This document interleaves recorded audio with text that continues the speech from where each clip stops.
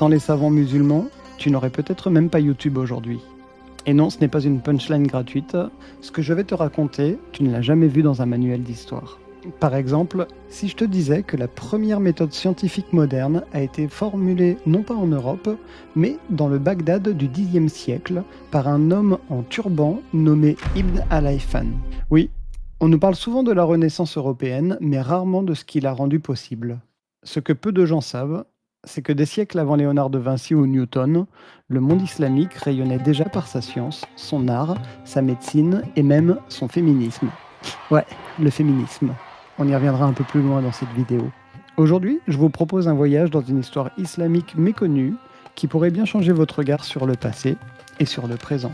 Essayons de savoir pourquoi ces récits sont-ils si souvent absents de nos manuels d'histoire et pourquoi on associe l'islam à des clichés alors qu'il a littéralement façonné le monde moderne. Il est temps de rétablir la vérité, pas pour flatter, mais pour comprendre. Parce que parfois, ce qu'on ignore est encore plus puissant que ce que l'on croit savoir. Alors, le premier hôpital gratuit au monde, est-ce que c'était à Paris ou à Londres? Non. Le premier hôpital gratuit au monde, c'était à Bagdad en 805, sous le califat abbasside de Haroun al-Rachid. C'est là-bas qu'on fonde le Bimaristan, où on pouvait trouver des soins pour tous, quelle que soit la religion ou la richesse. Chirurgie, ophtalmologie, pharmacologie, même des services pour les maladies mentales à part entière. Et des médecins brillants qui écrivaient des traités que l'Europe étudiera pendant des siècles. On est au 9e siècle. Pendant ce temps, en Europe, on soigne encore avec des herbes et des prières. Et franchement, moi, quand j'ai découvert ça, j'étais choqué. J'avais jamais entendu parler du Bimaristan dans ma scolarité. Et pourtant, c'est un monument de l'histoire humaine. Aussi, à Cordoue, en Espagne musulmane, la bibliothèque du calife comptait près de 400 000 manuscrits. Oui, 400 000. À la même époque, Paris n'en avait même pas 1000. Cordoue, c'était un peu le Google Traduction du monde antique. On y traduisait tout. Grec, latin, perse, indien. Et tu sais ce qui est encore plus fou? C'est que sans les savants arabes, l'Europe aurait probablement perdu une grande partie du savoir grec et romain. Après la chute de l'Empire romain, la science, la médecine, la philosophie auraient pu disparaître dans l'oubli. Mais non, ce sont les traducteurs, copistes et penseurs musulmans qui ont sauvé, traduit et enrichi les textes d'Aristote, Euclide, Galien, etc. Et pendant qu'en Occident on fermait des écoles, les Arabes, eux, ouvraient des bibliothèques. Et l'Europe a tout récupéré.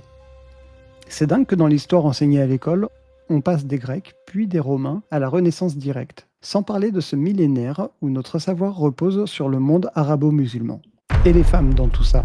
Je t'en parlais dans l'intro et on le sait tous, les simplistes adorent dire « Ils ont toujours été durs avec les femmes. » Alors je te propose un voyage dans le temps et allons à Fès, au Maroc, en l'an 859. Fatima Al-Firi, une femme musulmane, y a fondé l'université Al-Qarawiyyin.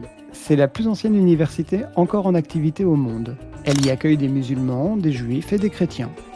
Elle forme des penseurs, des traducteurs, des juristes, des scientifiques. Elle a été reconnue par l'UNESCO et le Guinness Book. Tu imagines toi, une femme musulmane au 9e siècle fondant une université mixte et ouverte. Mais on va quand même te dire, la religion, ils sont méchants avec les femmes. Ça va quand même à l'encontre de tout ce qu'on t'a dit, non? Et pourtant, c'est arrivé. Alors qu'on nous parle encore d'un islam arriéré, les faits montrent, eux, une civilisation pionnière, ouverte sur le monde, où les femmes pouvaient bâtir, où la science était une quête sacrée, et où le savoir n'avait pas de frontières religieuses. Mais voici le fait le plus bouleversant.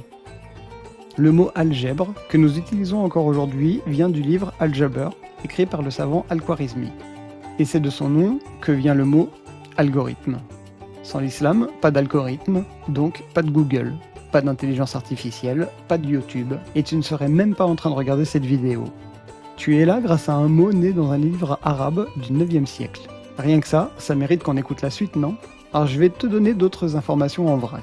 Par exemple, en astronomie, en chimie, en mathématiques, le monde musulman a transmis des trésors de savoir aux Européens. Trésors qui ont été rebaptisés plus tard, sans en citer toujours la source. Le mot chimie lui-même vient de l'alchimie arabe alchimia.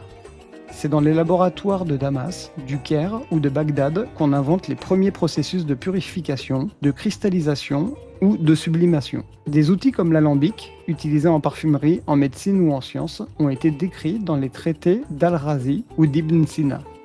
Et les étoiles. De nombreuses constellations ont des noms qui viennent de l'arabe.